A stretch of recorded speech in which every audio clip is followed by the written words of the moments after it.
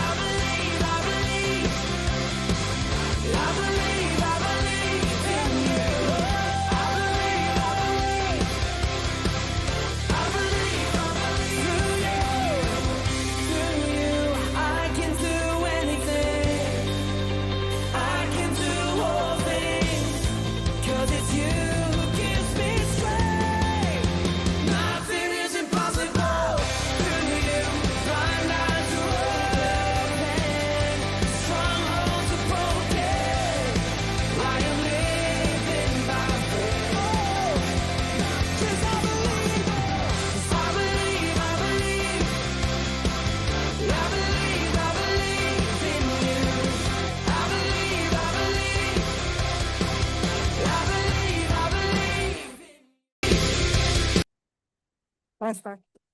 Selamat pagi. Pagi. Apa kabar? Weh, Keren. Tepuk tangan dulu. Silakan dulu. ini udah dipesenin, nggak boleh sering-sering nanya apa kabar Ci. Setelah bangun nih ya. Iya. Oke, pertama-tama saya mau berterima kasih dulu kepada Tuhan saya Yesus Kristus.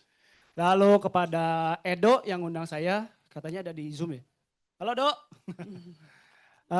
Lalu kepada founder, Ko Andre, dan Lia yang udah menservis kami. Thank you Lia. Di service apa? Antara kita aja. Oke, dan terakhir pada kalian semua yang ada hadir di sini. Tepuk tangan dulu dong kita semua. Perkenalkan, nama saya Paulus dan ini istri saya. Santi. Hai. Kami berdua adalah Pausan.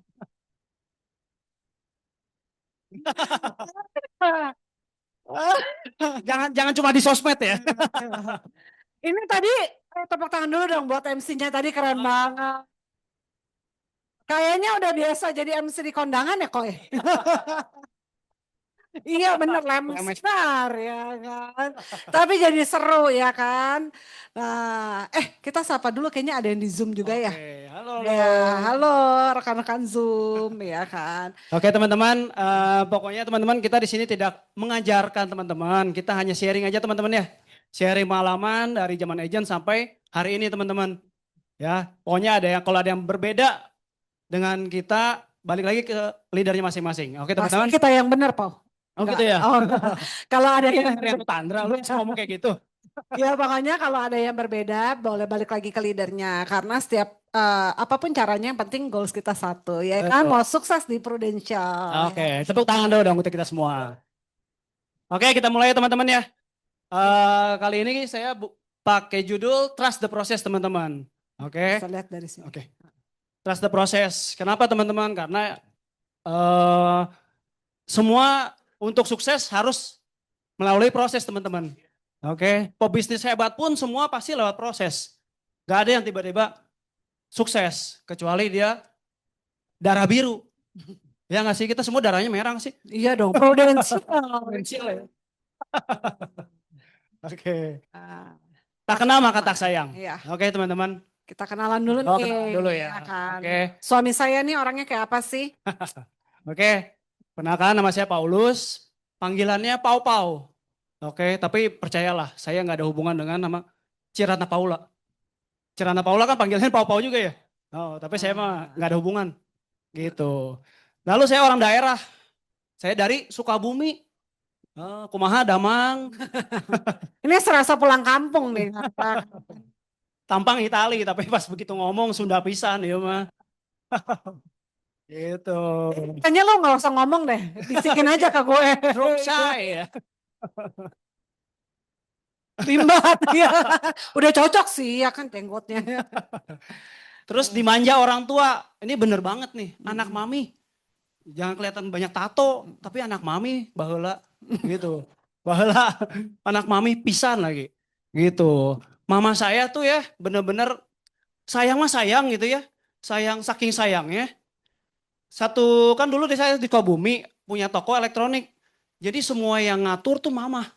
Dari toko, masak, sampai benerin genteng mama yang naik. Bayangin gak? Hebat mah hebat. Tapi ketiga anggota keluarganya saya, papa sama cici saya. Nggak punya skill. Nggak punya skill bener-bener. Papa saya sampai pikundini loh. Pikundini. Saking nggak pakainya gitu lah. Apanya yang nggak pakai? Semuanya. Ntar bapak lu datang gitu. Gitu. Jadi sampai saya kopek ikan aja saya nggak bisa loh. Ya bener itu guys. Makan udang kalau nggak dikopek nggak mau makan. Waktu sama mamanya, sama gue udah nggak usah makan bagus ya kan. Nama-namain jatahku gitu kan. Introvert garis keras. Nah bener nih. Dulu pohon aja kena angin goyang. Saya mah nggak goyang. Bener. Gak pernah berbasa-basi sama orang. Gak pernah ngobrol sama orang. Gitu. Kuliah aja saya, teman saya cuma 3. 4 sama saya. Biasa kemana-mana dipanggil FC. Ya.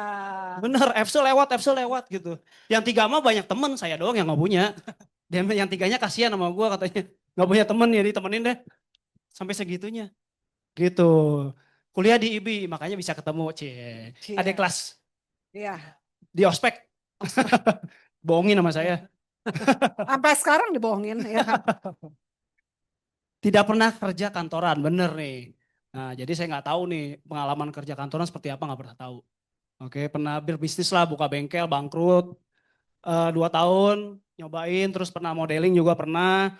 Terus begitu merit 2008, sempat pulang ke Sukabumi. Oke, kan tadi papa mama saya orang Sukabumi ya, pernah usaha di Sukabumi. Pernah pulang, tapi berhubung saya punya istri asli orang Jakarta. Kelapa Gading. Nah, rumahnya aja seberangnya Kelapa Gading, koprol 8 kali nyampe lah. Seberang MKG, Mall Kelapa Gading. Kalau seberang Kelapa Gading, di luar Kelapa Gading dong. Begitu merit pulang Sukabumi, 6 bulan mewek. Tiap hari mewek teman-teman. Buset dah. Tiap hari mewek. Jadi tiap malam ya cuma dengerin dia sama suara toke. Saut-sautan, soalnya suami saya nggak nyautin, jadi nyautin toke. Ya kan. 6 bulan tuh teman-teman bertahannya. Ya Iya. udah begitu karena waktu itu lagi isi ya, Hamil. lagi hamil. Jadi dia punya alasan tuh untuk ke Buat Jakarta. kabur. Buat cek hamil katanya. Ya udah, akhirnya pas itu saya ke Jakarta, bingung mau usaha apa, gitu kan. Terus ya udah, bisnis saya ya kecintilan dalam berpakaian, fashion lah. Nggak takut, centil nggak? Centilan. Tanya dari mana? Coba nih, lihat kan kurang dasi, Body ya fit. kan, body fit nih. Ini ngangkat ketek nggak bisa nih, ya kan, ya kan. Nih, yang lebih parah tadi pagi udah lagi beres-beres, dia bilang gini, gue mesti ke mobil lagi. Ngapain ke mobil? Ganti kacamata ketinggalan. Saya bilang gini, kacamata, ya udahlah terserah dah. Ini kacamatanya ketinggalan, padahal ya kacamatanya saya bingung gunanya apa. Ini buat ngelek berek aja bisa, kagak ada kacanya. Gampang. Ya kan? Bingung nggak fungsinya ya? Fungsinya apa coba? Biar kelihatan pinter. Ya, sama kalau di foto nggak mantul, kalau ada kacanya mantul tadi ya kan? Di Korea lagi in kayak Iya, gitu. ya pokoknya centil banget lah gitu. Itu profil saya. Oke, sekarang ke Santi. Boleh minta tepuk tangannya? 2021-nya Oh iya, bentar itu. bentar ya Oke. kan? Sekarang bagian Santi, boleh minta applause-nya? Iya kan, thank you. Waktu habis merit dibawanya ke Sukabumi, belum sampai Sukabumi guys, baru Cibadak ya. Bukan Cibadak yang di sini, kalau di sini mah saya nggak nangis ya kan, makan. Kalau dibawanya ke Bandung mungkin betah ya kan, mallnya aja bagus. Kemarin baru sekali tuh ke Pascal, Pau ada Rolex, langsung sakit perut dia, balik ke kamar katanya, gue mulus ke kamar aja ya gitu. Padahal belum minta dibeliin ya kan.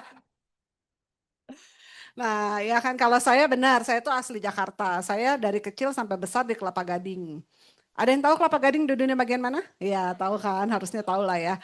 Nah benar-benar dari TK, SD, SMP, SMA. Kuliah saya cuma dikasih nyebrang dikit dari Kelapa Gading di Yosudarso, Sunter ya kan. Makanya ketemu sama Kopau. Ibi, ada yang tahu nggak Ibi?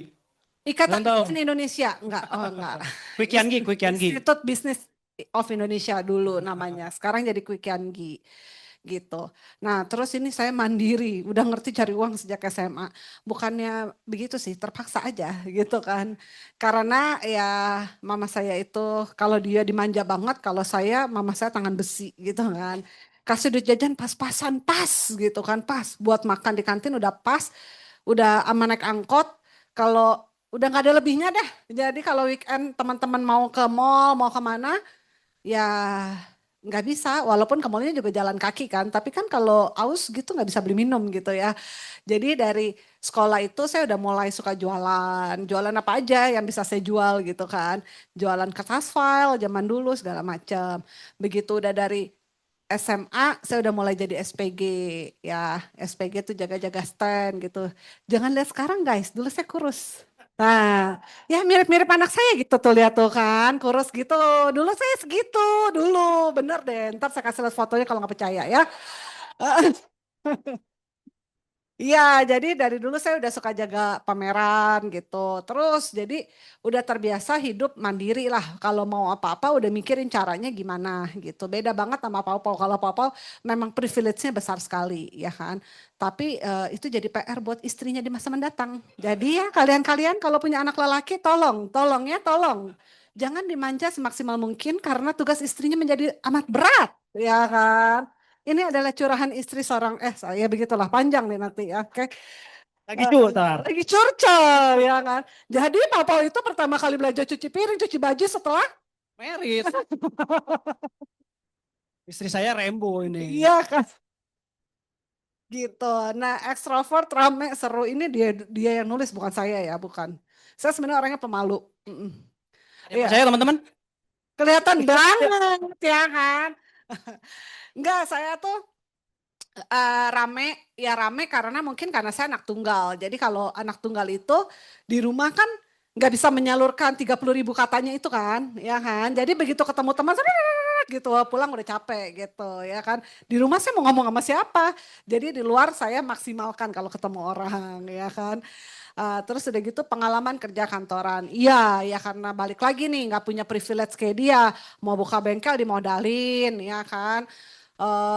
Mau buka apa ya cuman bengkel doang sih yang dimodalin ya kan abis itu udah nggak ada modalnya nggak ada bener terus udah gitu jadi saya begitu tadi kan ada lihat tuh saya sekolah ke bahasa ke China ya jangan ajak ngomong saya bahasa Cina. Wah pumingpai lah ya punang suo ya. Jadi saya itu setahun di sana sebenarnya bukan belajar tapi melarikan diri dari kenyataan gitu kan kayak kan mama saya tuh orangnya itu banget saklek. Jam 9 harus nyampe rumah gitu kan. Wah waktu di Cina saya jadinya pesta tiap hari. Jangan didengar Chloe ya tutup kupingnya. Takutnya nanti dia ke Cina dia praktekin kata mami gitu enggak ya. Dia Jadi, paling takut sama mamanya teman. ya Dia paling takut di dunia ini satu mamanya, baru dua Tuhan. Lebih takut sama mamanya dia. soalnya kalau Tuhan kan nggak berasa kalau saya digital kalau itu berasa banget gitu. Nah, terus udah gitu, saya sekolah ke Cina dengan harapan ketika saya pulang, dulu tuh waktu zaman-zaman saya sekolah baru lulus ya, 2000, aduh ketahuan tuanya. Ya pokoknya 2004 saya lulus, dulu tuh saya kerja pertama kali gaji saya tuh 2,5 juta. Terus udah gitu saya dibilang katanya kalau lu bisa bahasa Mandarin, gaji lu bisa 4-5 juta gitu kan. Akhirnya saya pikir ya udahlah belajar dulu bahasa Mandarin. Ternyata setahun gagal saya, nggak bisa juga bahasa Mandarinnya ya kan. Jadi ya udah akhirnya kerja lagi sebentar, eh dikawinin, dinikahin sama si Pau Pau, bawa ke Sukabumi. Jadi saya juga kerjanya cuma sebentar lah, beberapa ya 1-2 tahun doang gitu kan. Bukan tipe kompetitif tapi money motivated. Ya karena kepaksa ya kan nggak ada duit jadi money motivated. Kalau nggak ada pernah merasakan nggak ada duit gitu kan? Kan sedih ya. Teman-teman pada nonton nggak bisa nonton, teman-teman mau makan ini nggak bisa gitu kan. Jadi ya mikir terus caranya gimana ya supaya bisa tetap punya duit gitu. Terus bukan tipe kompetitif. Kalau Papau itu tadi lihat kan tuh orangnya suka berolahraga ya kan, suka ikut pertandingan. Tadi saya ditanya tuh mas siapa Riko ya. Ci, kalau punya suami suka olahraga gimana perasaannya? Ya gitu deh. Kalau Cici olahraga apa? Mulut. Mm-mm. Mm-mm. Terlihat dari body. Ya, Semok. ini kan berarti ntar lo pulang tidur di bagasi lo. Itu tadi ada loh di IG. Kalau ngatain istrinya gendut katanya bisa dituntut penjara. Ya kan, ntar saya tuntut. Kan semok. Kan gendut. Iya pokoknya saya sama dia terbalik banget lah gitu kan. Saya nih orangnya apa namanya demennya santai, santuy gitu. Eh, tapi dia kan si Papa ini orangnya kompetitif segala macam. Jadi kalau saya paling nggak suka tuh ikut kompetisi ya kan. Kalau ada yang san ikut, enggak lah lu aja gitu kan. Mengalah untuk menang gayanya gitu kan. Padahal mah nggak emang males aja gitu. Nah terus udah gitu jadi agent properti.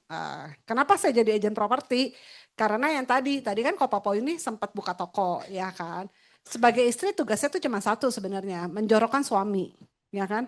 Kalau udah kecebur ya udah lu ngambang aja sendiri gitu kan, enggak. Jadi begitu buka toko, pertama kita bareng. Nah, ketika tokonya tuh lumayan grow lah gitu kan. Dari kita bazar ya Pau ya. Terus udah gitu akhirnya kita bisa sewa di Mangga 2, dari satu toko jadi 2 toko. Nah, tadinya kan bareng terus ya kan. Walaupun saya bingung fungsinya saya sebagai apa.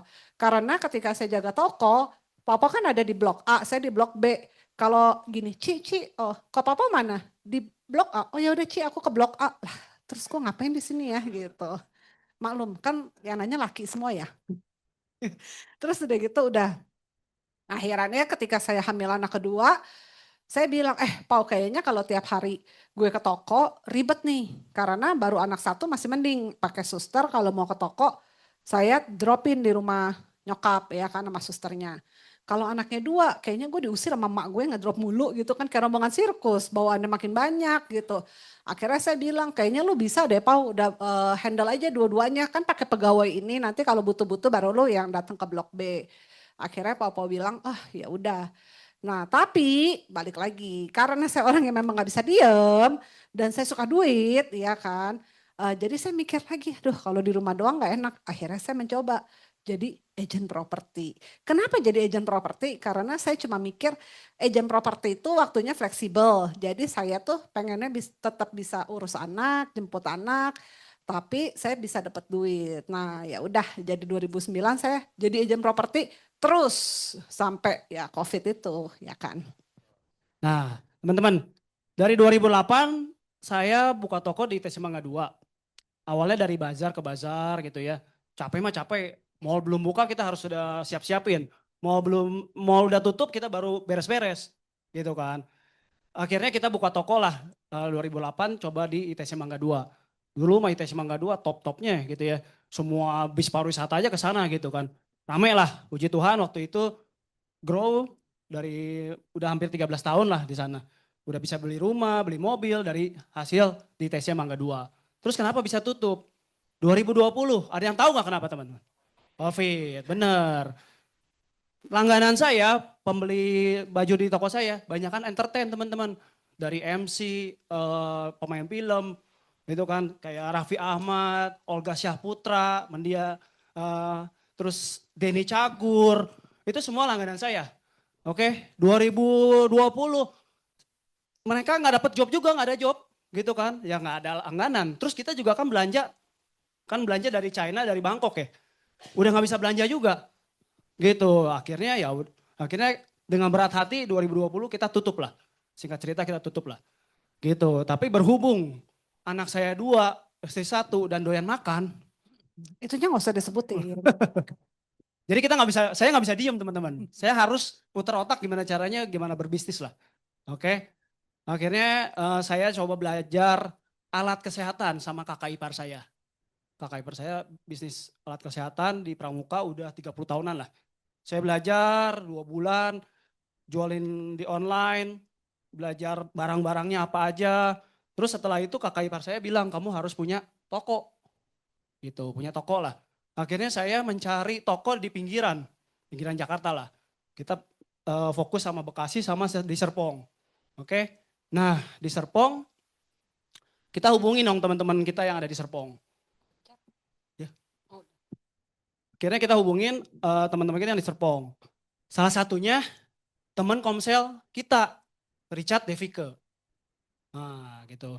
Richard Devike temenin. Wah temenin cari ruko. Temenin, dicariin teman-teman agent properti di sana. Dibantu, nawarin lu kayak orang bener lu teman-teman. Kayak orang bener-bener. Ya pokoknya dibantulah. Begitu udah selesai, malam kita makan. Diajak makan lah. Diajak makan, bla bla bla. Terus akhirnya setelah makan, piring diangkat, diberesin, dibersihin. Sistem. Ya kan? Dibersihin, akhirnya terus Divika nanya ke saya. Pau, lu mau buka toko alat kesehatan gini, butuh modal berapa sih kira-kira? Terus saya mikir berapa ya? Ya 500 sampai 1 M sih harus siap sih, Dek. Oh gitu ya.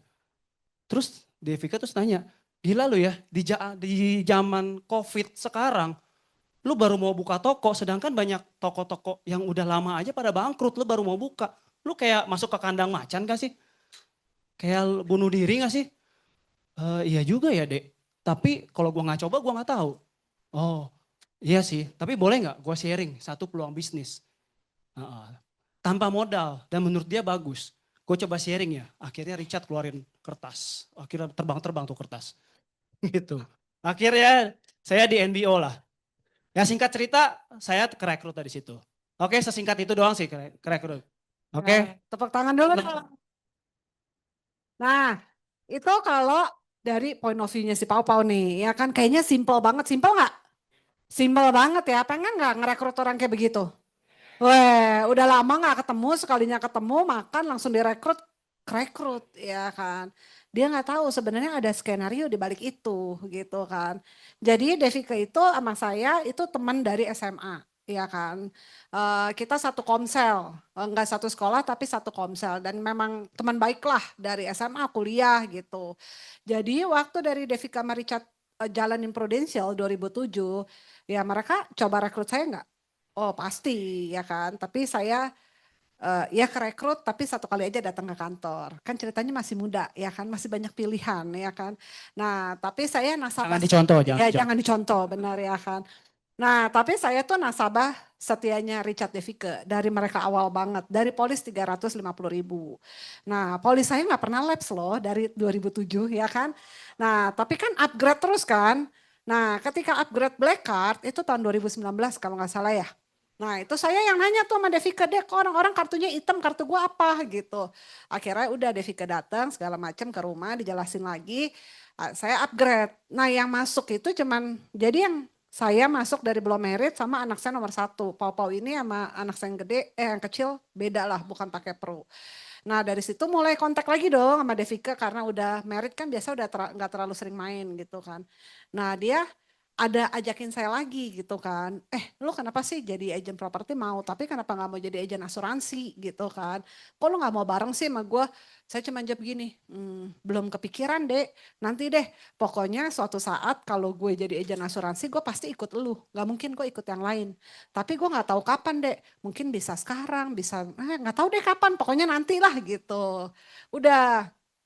Akhirnya udah nggak mau dong direkrut lagi nggak mau. Itu dari 2007 sampai 2019 berapa tahun tuh? Ya banyak lah ya tahunnya, belasan tahun lah. Sampai akhirnya ketika COVID, saya ketemu dia lagi, ngobrol-ngobrol, ketemu Richard. Udah pernah tahu ya leader saya Richard ya. Nah gimana? Karismanya besar ya. Ngomongnya kayaknya itu banget ya, berwibawa ya. Nah Richard zaman dulu itu beda banget, nggak kayak begitu. Saya kalau sama Richard itu kayak kucing sama anjing gitu kan. Richard tuh kalau ketemu saya pertanyaan cuma satu, Ted lagi hamil gitu kan. Saya bilang gini, apa sih hamil mulu? Kagak gitu kan. Saya bilang gini, ih lu ya kalau nggak tahu mau ngomong apa mendingan lu diem deh. Lu makin ngomong makin bikin orang emosi, saya bilang gitu kan. Jadi Richard tuh dulu tuh nyebelin banget gitu kan. Saya tuh dulu sampai suka berdoa sama si Devi, Dek lu gue berdoa supaya mata lu dicelikan. Masa lu mau sama Richard gitu kan. Aduh untung dia nggak celik-celik ya. Aduh ya kan. Nah ketika saya 2020 ketemu Richard, saya pas ngobrol sampai bingung, ini Richard apa bukan ya, kok kayak pinter banget ya, dulu tuh boro-boro gitu kan. Saya sampai bilang gini, kok ngomongnya kayaknya enak banget ya, terus kok kayak maksudnya beda banget gitu, kok kayak ada isinya ya, dulu dia nggak ada isinya banget kan. Terus saya diam, terus ternyata jadi dia tuh lagi rekrut saya lagi gitu kan. Terus saya bilang gini, oh gitu ya. Tapi saya tuh sekarang tuh udah nggak penolakan, tapi saya buka hati buat dengar. Ya terus tadi saya udah ngomong ya di awal ya, tugas istri apa? Jorokin suami. Ketika saya lihat ini bagus, ya saya cuma jawab begini, Dek, menurut gue sih ini bagus. Tapi kayaknya kalau gue sendiri gue gak mau. Karena ya intinya kondisi gue sekarang sih nyaman banget ya jadi agent properti, saya tuh selalu masuk top nasional gitu kan. Ditawarin apa jalan-jalan, saya bilang tiap tahun gue bisa 2-3 kali jalan-jalan dari properti, ya kan. Jadi nggak ada yang men-trigger gue buat gue jalanin pro gitu. Saya bilang coba deh gue punya Pau-Pau. Dia tuh tokonya tuh ya udah sepi banget saya bilang begitu ya kan. Kayaknya bentar lagi mau gue suruh tutup ya kan. Coba lu kalau lu bisa ajak si Pau-Pau pasti gue dukung ya kan. Gue dukung lu 100% gitu kan. Ya itu dia bilang. Balik lagi Pau-Pau tadi apa? Kayak pohon beringin. Ditiup aja kagak goyang. Nah bingung kan? Devika cuma nanya gini, iya nggak apa-apa sih, Richard sih bisa NBO apa-apa, masalahnya gimana cara ketemu laki lu ya? Dia itu nyebelin banget jadi orang, nggak pernah mau ketemu orang. Dulu. Iya dulu ya kan, pokoknya bener-bener ribet banget hidupnya gitu kan. Saya ikut komsel dulu, apa komselnya? Married couple, iya kan. Saya cuma ditemenin sekali. Besok-besok saya bilang ini, ayo kita komsel lagi. Alasannya banyak. Katanya duduk di lantai, kaki gue semutan, ngantuk, gue capek basa-basi gitu kan. Jadi namanya komsel married couple, gue datangnya Sendiri. ya sendiri, ya kan. Parah emang nih orang gitu. Terus udah mau, yang saya ingat paling parah itu waktu kita mau trip ke Jepang, ya kan. 3 couple, padahal tuh teman baik gitu ya. Dia juga kenal suka main basket sama suaminya. Setiap kali meeting, dia kagak mau ikut. Bilangnya gini, gue males, gue capek abis pulang dari toko, udah pegel, gue maunya main sama anak. Jadi me time-nya dia main sama anak gitu kan. Sampai teman saya nanya gini, kenapa sih Papa nggak pernah mau ikut? Iya dia tuh capek. Ya udah, next meeting kita meeting di rumah lu. Udah di rumah saya ya, dia kagak mau turun. Oh, pokoknya emang nyebelin banget. Jadi gimana coba orang mau NBO dia? Susah kan? Saya juga bingung susah ngajak dia keluar gitu kan. Ya udah akhirnya itu. Nah kesempatan nih waktu saya ke Serpong, saya cuma bilang, "Po lu inget Devika kan sama Richard?" "Iya, kenapa?" Iya nanti dia bantuin kita cari ruko gitu. Jadi saya cuma bilang sama Devika sama Richard, kesempatan lu satu kali ini, take it or leave it gitu ya kan. Ternyata begitu ceritanya. Sekarang gue baru tahu nih. Baru tahu sekarang. Enggak lah dari speaker pertama lo Oh, gitu taunya.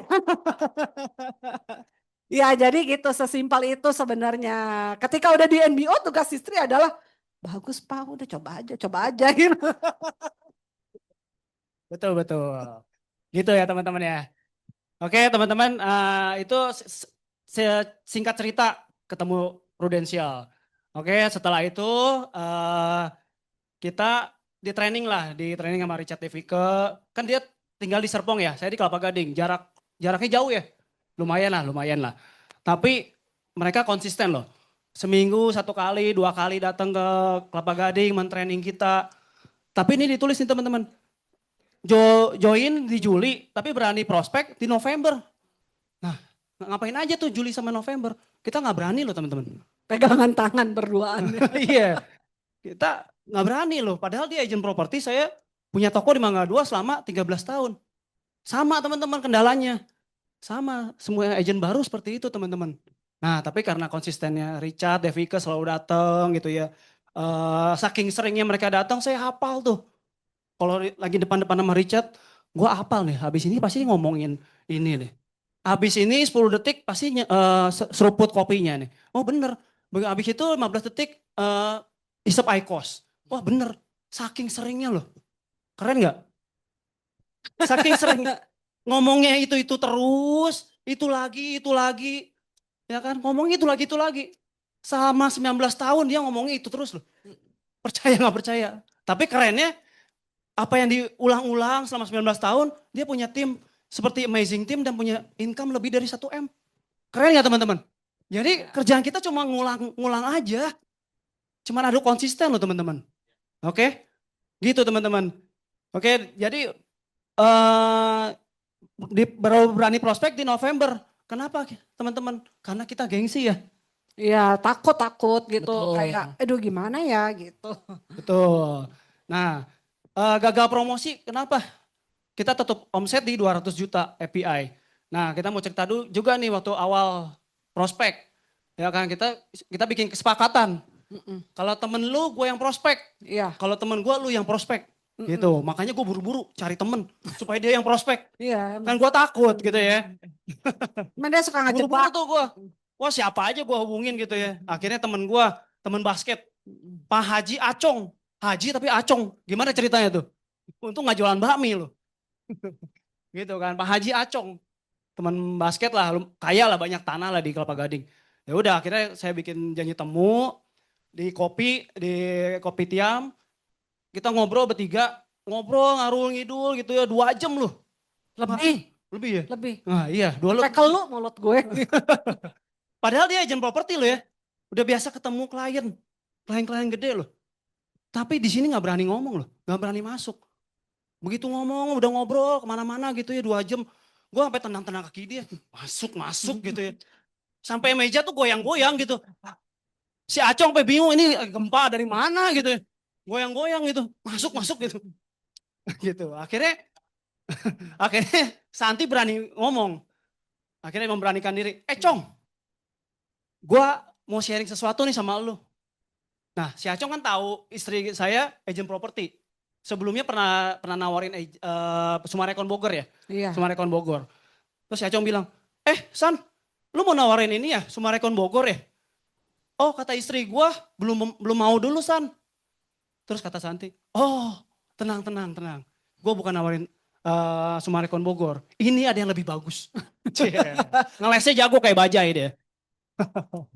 Akhirnya dia keluarin kertas tanpa melihat matanya. Iya. Akhirnya terus ngomong HP habis. Iya. Puji Tuhannya closing teman-teman. Iya. Gitu. Nah setelah itu apa? Setelah itu gantian. Gantian dia nyari temennya loh. Nyari temennya supaya gue yang prospek. Supaya balas dendam. Iya, mampus gak gue. Akhirnya dia kong kali kong lah sama temennya. Istri sama suami. Suaminya ini petinggi Adira Finance. Ya kan, petinggi loh. Kalau lu googling aja namanya keluar. Gila, sekeren itu, sepenting itu orangnya. Mau diketemuin sama Angkong Mangga 2, kayak pohon beringin, mampus gue bilang. Akhirnya dia bikin pertemuan lah di ramen apa gitu ya, di Kelapa Gading. Itu. Ya habis itu ngobrol, terus Santi tiba-tiba bangun sama istrinya. Terus ngomong ke suaminya, kok si Papo mau sharing kok? Mampus gak? Gue lagi makan ramen hampir keselak tuh selumpit gitu ke tenggorokan gue. Si Papa mau sharing katanya. Dia sama istrinya cabut. Saya ditinggal berdua. Koese. Temen aku sampai nanya gini, San itu beneran gak apa-apa? Gak apa-apa biarin aja latihan gitu kan. Terus gue bilang jangan balik, udah diem aja dulu di sini sampai beres gitu. Takutnya kalau balik gue dijebak lagi. Ting coba terusin ini gimana gitu. Pokoknya begitu emang gitu kan. Ya udah akhirnya dengan berat hati cuy. One on one udah tinggal berdua kan gue nggak mau ya. Ya udah saya keluarin kertas semua segala macam bla bla bla bla bla segala macam terakhir terus gue nanya, kok ngerti nggak kok? Puji Tuhan. Ngerti. Oh, ngerti Pau. Oh, oke. Dalam hati, padahal gue sendiri nggak ngerti apa yang gue omongin. Beneran loh, gue nggak ngerti loh apa yang gue omongin loh. Tapi puji Tuhannya closing. Keren ya teman-teman. Sesimpel itu, sekeren itu sistem kita loh. Kita nggak ikutin aja sistemnya. Beneran deh. Gitu. Ini jangan dilihat Papa yang sekarang, ya kan. Dulu tuh dia parah banget. Waktu kita baru jalanin prudensial, kan kita diajarin Richard buat bridging, ngobrol, 3 pertanyaan. Terus udah gitu belajar presentasi. Kalau gue ngeliat, oh iya bisa gitu kan. Oke, yang penting tahu summary-nya gue ngerti. Kalau si Pau ya Allah Tuhan Yesus, gue aja gak sabar. Masa gitu aja gak hafal-hafal si Pau gitu kan. Terus waktu role play kan pakai itu pensil.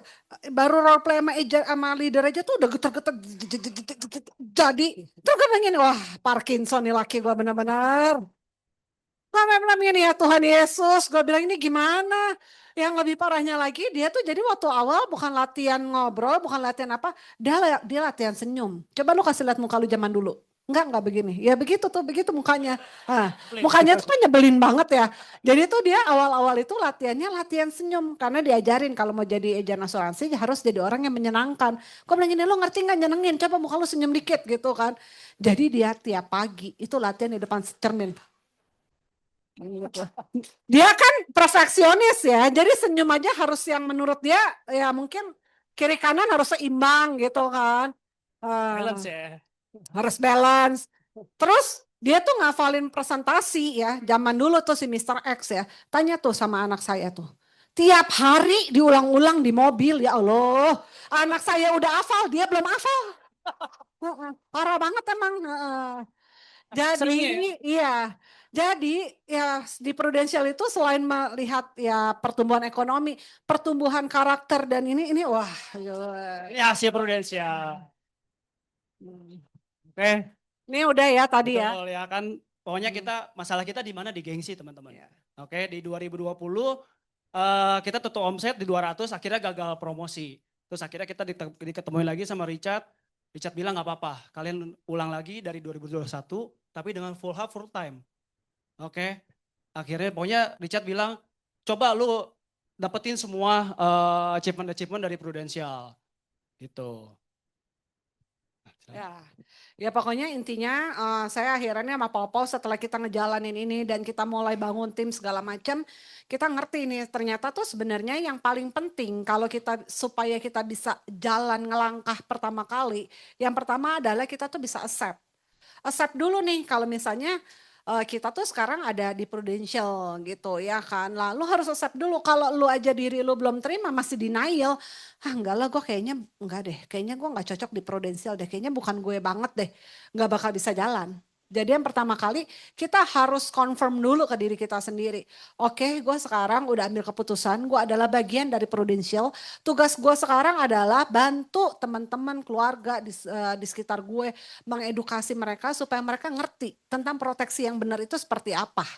Jadi kita harus accept dulu nih, ya dong. Kalau kita nggak accept gimana kita bisa deliver message, ya kan? Nah, next. Nah, setelah accept kita harus believe. Yang kita tawarin ini, yang kita edukasi ke orang ini benar atau enggak? Ya enggak. Tempat kita bernaung, Prudential ini perusahaannya benar enggak? Jangan sampai kita udah gembar-gembor, udah bantu edukasi, lu harus punya lo proteksi dari Prudential. Kenapa? Soalnya nanti kalau terjadi resiko, Prudential bisa bayar lu segini, segini, segini. Benar enggak? Jangan sampai perusahaan kita bodong, ya kan? Nah, kita kan bisa tarik track recordnya. Selama ini Prudential gimana? Nah, selama saya jalanin Prudential dan saya udah ngalamin klaim sampai miliaran, itu semua klaim saya dibayar sama Prudential. Selama kita kerja dengan benar, ya kan. Nah, terus kita juga harus believe nih, agensi tempat kita tertanam kayak sekarang nih di Legacy. Agensi ini bisa membawa pengaruh positif nggak buat hidup kita? Bisa kasih lingkungan yang nyaman, yang bikin kita growth nggak, ya kan? Pasti agensi kan maunya memberikan yang terbaik dong buat timnya gitu. Nah kita juga harus beli sama leader kita, sama orang yang ngajak ke bisnis ini. Kita harus percaya leader kita itu pasti adalah orang pertama yang mau melihat kesuksesan kita. Ya enggak, selain diri kita sendiri. Jadi ya saya selalu percaya apa yang Richard Devika ajarkan ke saya, pasti itu adalah buat kebaikan kita. Ya kan, mungkin semuanya kadang-kadang berbeda. Kenapa gue harus hafalin presentasi? Gue bilang, gue selama ini jadi agent properti nggak pakai presentasi juga bisa jualan. Tapi dari situ leader kan bisa jelasin. Karena lo mau bangun satu bisnis yang besar, yang harus punya sistem. Ketika lo nggak ikut sistem, gimana nanti lo bisa bangun sistem ke bawah? Jadi kita harus percaya leader itu kalau ngasih tahu pasti sesuatu yang benar. Nggak ada di agensi manapun leader mau ngejorokin timnya gitu. Biar gak usah promosi. Biar selama-lamanya aja jadi agent gue. Kayaknya belum ketemu yang kayak gitu ya kan. Nah ketika kita udah accept, udah believe, yang paling pertama, yang paling penting juga adalah action. Ya kan. Jangan sampai kita tiap Sabtu, tiap hari Senin kalau saya di kantor tuh M3 Senin ya. Sabtu, Senin saya udah dateng gitu kan. Udah jauh-jauh, sediain waktu, ya kan ninggalin keluarga buat belajar. Tapi nggak praktek, nggak berani action. Itu percuma. Terus mau ngapain? Habis ini mau jadi ngelamar trainer ke Prudential Pusat. Kan nggak mau. Kita semua maunya jadi pebisnis. Jadi apa yang udah kita pelajari harus segera mungkin kita action. Karena kalau mesinnya udah dingin, buat panasin lagi itu berat menurut saya. Ya kan? Nah, nextnya kita akan belajar secara teknis nih. Oke nih, pas saya kerekrut nih teman-teman ya. Sebelum kerekrut teman-teman, kalau ada yang tahu saya deh. Saya benar-benar orang yang menyeramkan. Secara penampilan juga teman-teman. Gitu. Ini semua udah dipoles sama Ya. Prudential. Coba diklik cepetan. Oke. Mau kasih lihat nih. Nah, semua start dari penampilan teman-teman. Harus mau ambil keputusan untuk berubah teman-teman. Udah Ini nggak saya sabar dulu. mau hina. Nah, Ini ini saya dulu nih teman-teman. pacar almarhum Jupe tuh siapa itu namanya? Gaston Castanyo. Ya kan? Iya kan? Ini model rambutnya udah turun teman-teman. Acak-acak kan. Ya. Oh, makin tinggi, makin menuju Allah Bapa di surga makin keren. Bener loh. Gitu. Iya. Kalau kata, ya kan? Sekarang. Nah, sekarang berubah. Senyumnya udah beda kan? Udah latihan. Udah latihan gitu. Udah balance, kiri kanan udah bagus sudah. Iya. Jadi kita harus berubah dulu nih teman-teman dari penampilan dulu. Oke, dulu saya juga sama antingan. Dulu mah dibilang keren gitu ya. Sekarang harus berubah teman-teman.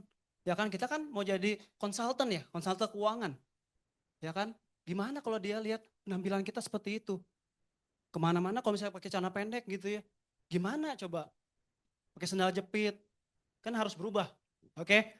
Start dari penampilan teman-teman. Nah, attitude is everything teman-teman. Harus mau dibentuk teman-teman, harus buka jubah yang lama.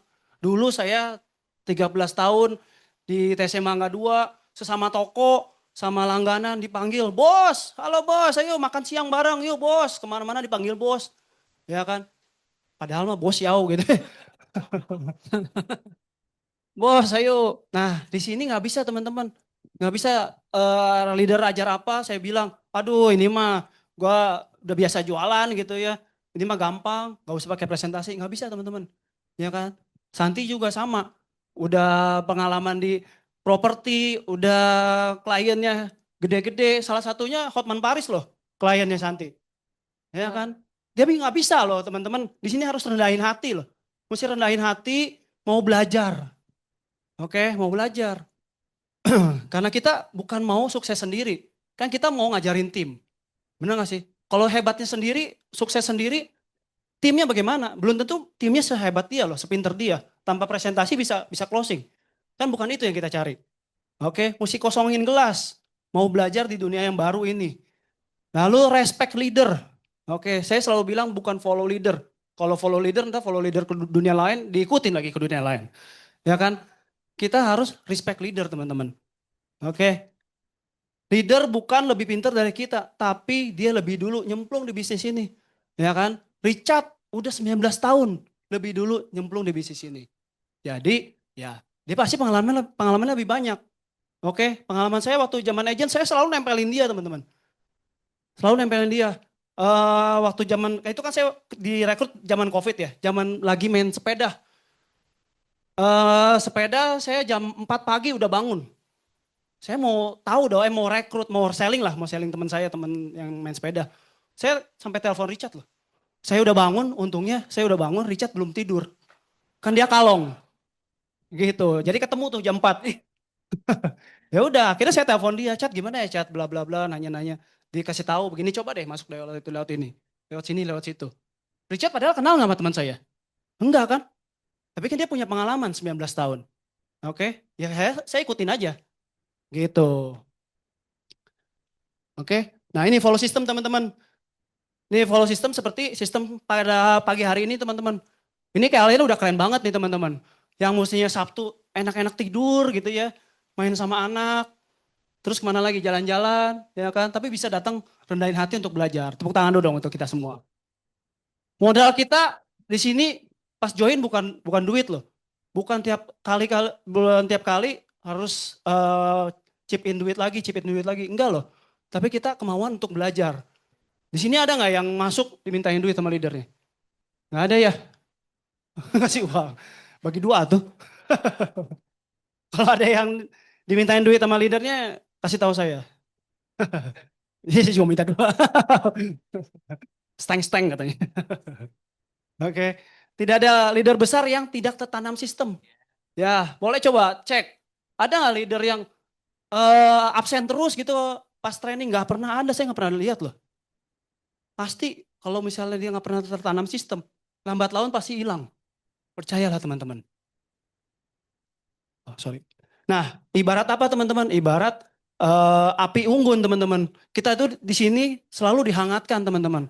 Oke, Sabtu dikasih motivasi, kasih pelajaran, semangat lagi. Besok ketemu orang, ketemu penolakan, ketemu susah, jadi bikin janji temu, mulai redup, mulai dingin.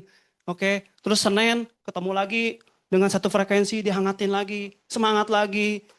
Gunanya itu teman-teman, harus tetap hangat di sini. Harus tetap panas, oke?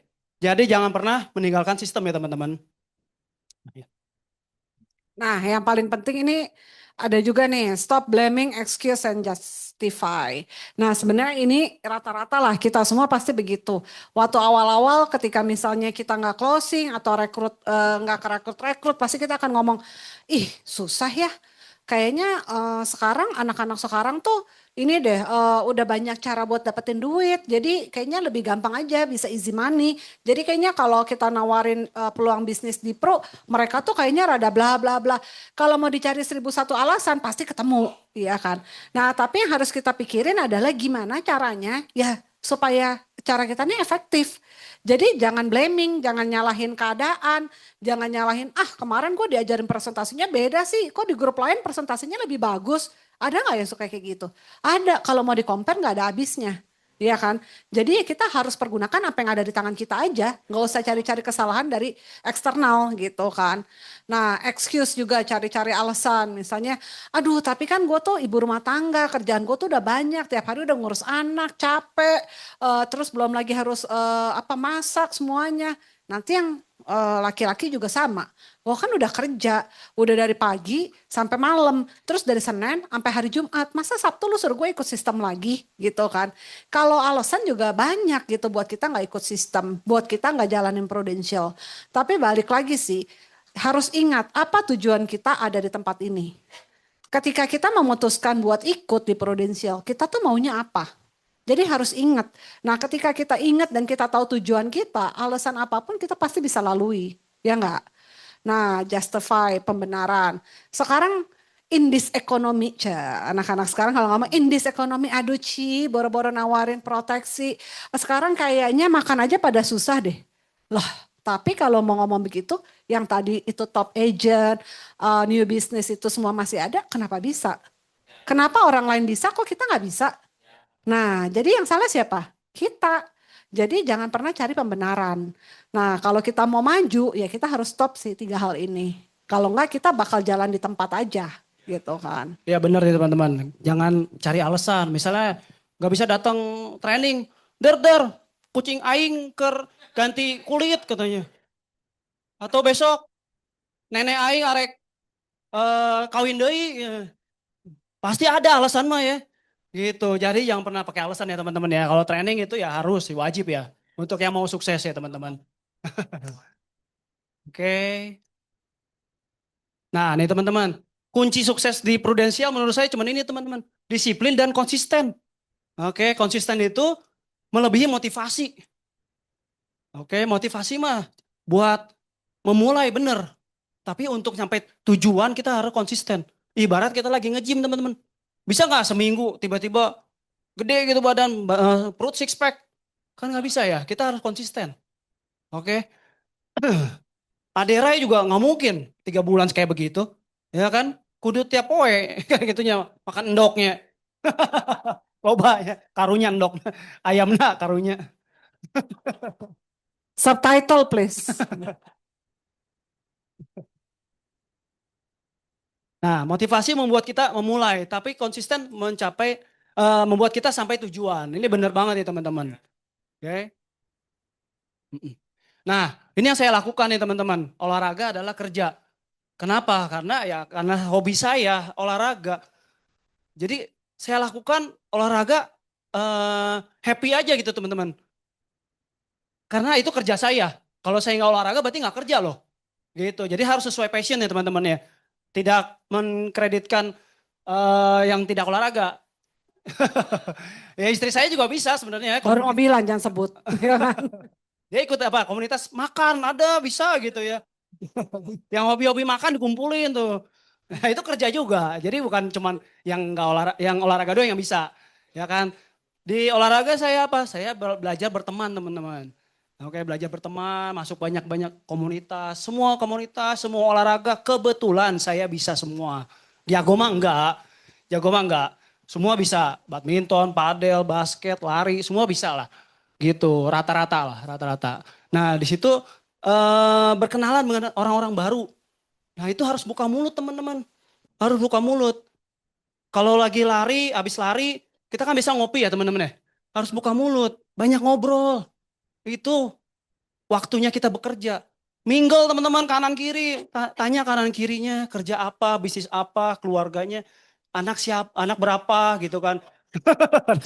Anak berapa maksudnya? Bapaknya siapa nih? Oke. Tinggal di mana, kerjanya di mana. Kita banyak-banyak fact finding. Itu waktu kerja kita. Jangan megang handphone teman-teman. Oke, jangan sok sibuk. Padahal mah handphone mah lihat lihat Shopee sama Tokped ya. Padahal sok sibuk gitu. Gitu. Saya selalu itu info ke temen ke grup saya gitu. Banyak belajar ngobrol dan berbahasa basi. Nah, sekarang saya mau ngobrol sama anak Gen Z sampai umur 70 tahun saya bisa ngobrol loh, berjam-jam loh. Bisa ngobrol sampai segitunya. Teman saya saya bisa berteman sama teman anak saya loh. Gitu. Anaknya malu. Iya, saya banyak temennya seumuran dia gitu loh. Teman basket. Jadi teman basket saya anaknya, temannya dia. Gitu. Terus tonjolkan kelebihan kita. Nah, kebetulan saya suka foto dan video. Banci tampil saya mah.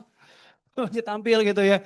Jadi kita tonjolkan kelebihan kita di komunitas misalnya. Wah, saya langsung begitu udah selesai ngopi, yuk saya kumpulin, yuk kita foto bareng, foto bareng. Wah, pada demen tuh. Wah, ngopi pada foto bareng. Terus saya tag-tagin satu-satu. Itu juga bisa dapat data IG. Kita bisa intip satu-satu. Terus lagi lari gitu, saya videoin gitu. Oh, pada seneng gitu ya. Pada seneng, terus saya bikinin apa sih, saya CapCutin lah ya walaupun jelek gitu ya. Tapi yang penting ada muka dia kan seneng kan ya. Ya udah. Terus kalau misalnya kan ngumpul ya, sering maksudnya rutin lah lari gitu segala macam. Kalau misalnya saya nggak datang, saya dicari loh. Nah, kenapa? Ya karena saya seksi dokumentasi. Mana si Pau Pau? Nggak ada foto deh, nggak ada video, nggak ada si Pau Pau. Nah, sampai sebegitunya teman-teman. Cari kelebihan kita. Oke? Lakukan 100% effortnya kita setiap ketemu orang. Yang tadi saya bilang. Jadi, jangan sampai sia-siakan waktu teman-teman. Nah, terakhir jangan sampai lupa minta kontak teman-teman. Itu paling penting. Kalau udah kenalan sama orang baru, jangan lupa minta kontak. Minimal alamat IG. Oke, belum tentu kita ketemu dia lagi. Jangan pernah berdiam diri di rumah.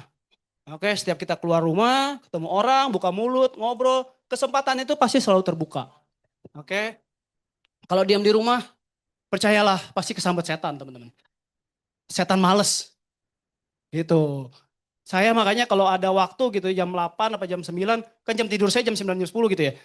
Kalau misalnya jam 8 masih ada waktu, saya masih bisa nge-gym loh.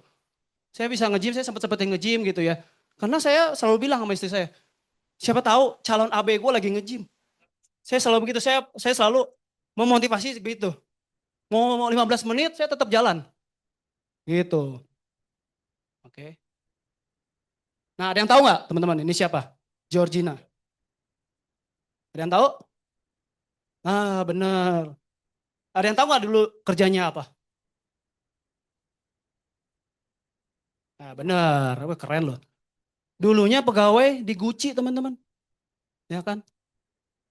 Ini yang saya bilang, power of momentum. Jangan pernah menyanyiakan momentum. Ya kan? Jangan males. Kalau misalnya dia 5 menit aja tidak ketemu Ronaldo, dia sampai sekarang jadi pegawai Gucci. Percaya teman-teman, dia nggak jadi orang berkelimangan kemewahan teman-teman. Gitu. Siapa tahu dia lagi gantiin dia temennya, shift-shiftannya dia, nggak ada yang tahu loh. Ya kan? 5 menit ketemu Cristiano Ronaldo bisa merubah nasibnya. Jadi teman-teman maksud saya, ayo kita harus sering-sering keluar, sering-sering ketemu orang. Pasti kesempatan itu selalu ada teman-teman. Percayalah teman-teman. Nah, kesempatan itu belum tentu datang 2 kali. Ini benar banget nih. Ini saya rasakan teman-teman. Ya kan? Semua selling saya dan rekrutan saya, percaya nggak percaya, semua dari orang nggak kenal loh. Dari orang nggak kenal, semua saya canvassing. Oke? Satu pertemuan bisa mengubah masa depan. Nah, tidak perlu khawatir dengan apa yang tidak bisa kita kontrol. Khawatirlah dengan apa yang bisa kita kontrol. Yang tidak bisa kita kontrol apa sih? Closingan. Nggak bisa kita kontrol kan? Orangnya mungkin belum duitnya belum ready atau masih belum ngerti akan insurance, ya kan? Terus hasil MCU kita nggak bisa kontrol, ya kan? Kerekrut apa tidak kerekrut, tugas kita ya coba rekrut aja terus, ketemu orang terus, coba NBO terus.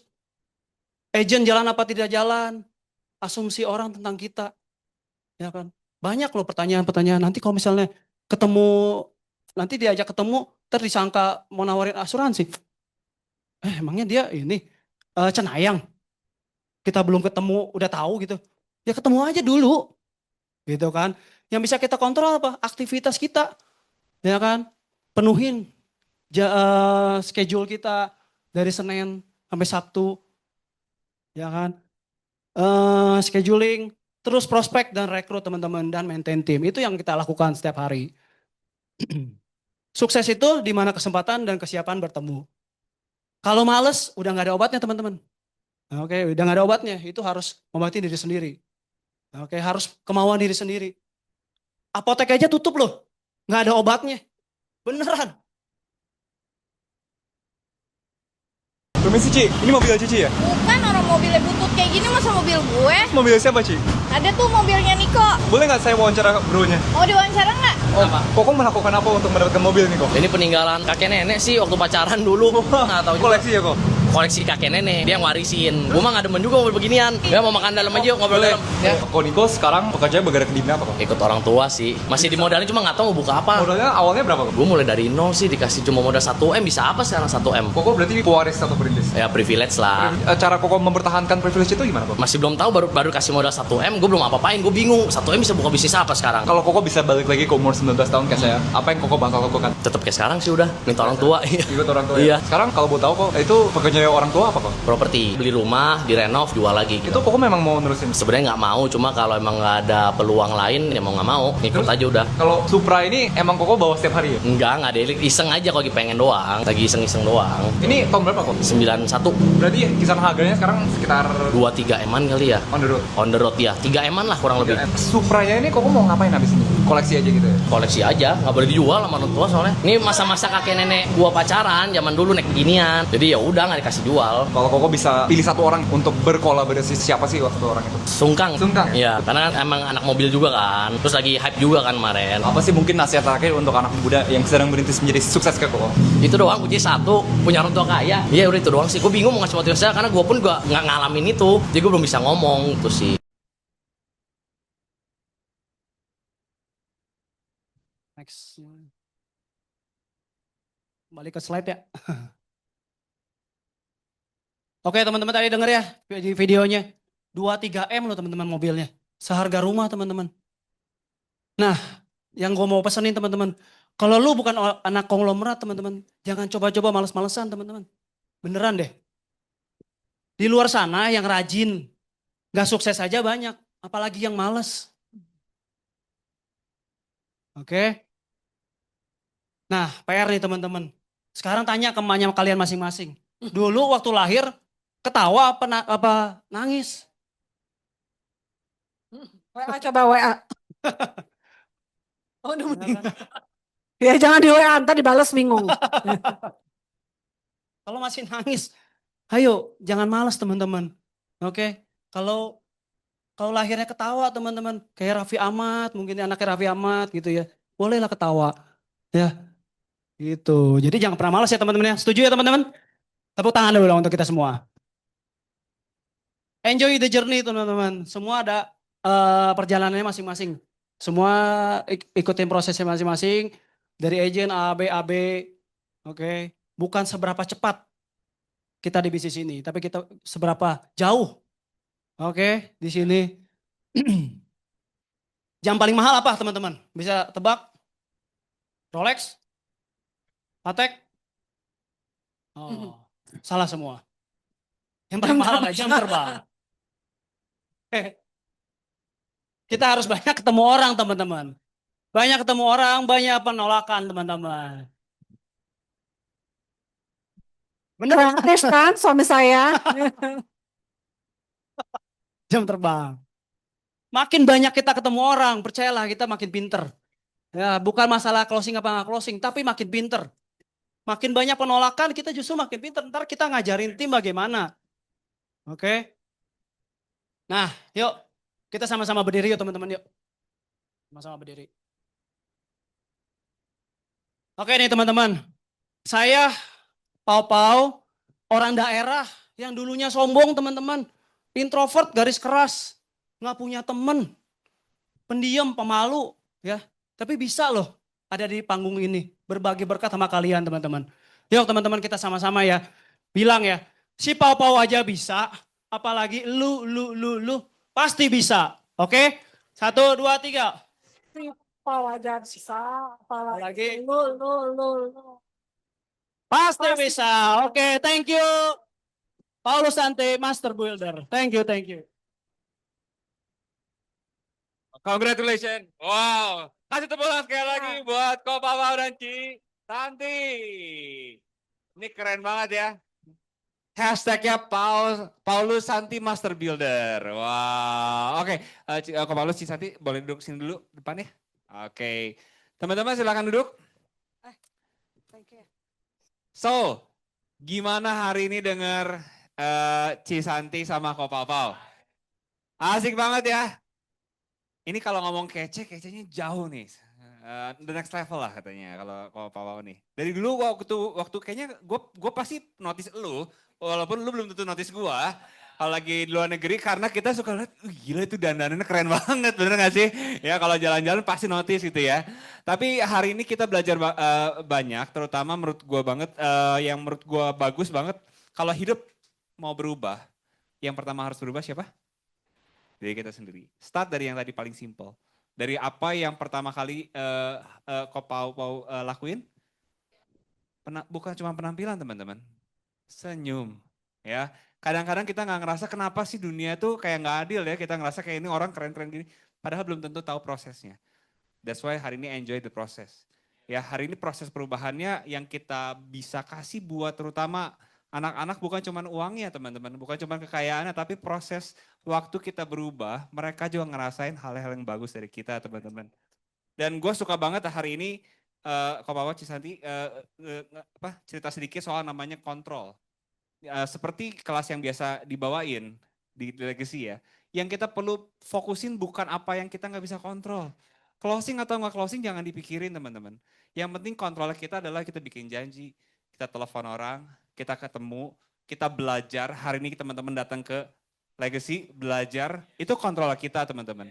Tapi hari ini kalau kita lihat kita setia, lakuin terus menerus, pasti closing teman-teman. Pasti promosi teman-teman. Ya, yang lihat kanan kirinya, yang ini menurut gue paling keren banget hari ini terakhir. Coba lihat kanan kirinya, bilang males itu nggak ada obatnya. Oke, so menurut gua hari ini keren banget dari Ko Pau Cisanti.